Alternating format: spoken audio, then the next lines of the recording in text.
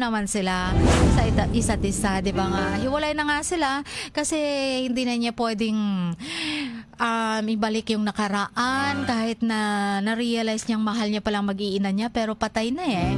Patay na. Siguro matagal na actually patay na yung pag-iibigan nila dahil nakuhang magtaksil ni Mrs., nakuhang magtaksil ni Mr. Kung hindi patay ang pag-iibigan nila, bakit makuha pang magtaksil, di ba? At matagal na, just that nagkaroon na lang ng tuldok, ika nga, na-realize na matagal na palang wala ng kaamor-amor ang mag-asawa. Kaya nakuhang magloko at pumatol sa iba. Ayan. At ang realization dumating sa puntong nagkabukuhan na-realize na kung saan pa wala na sa tabi mo, wala na sa buhay mo, doon mo pa marirealize na kailangan mo pala sila, mahal mo pala sila.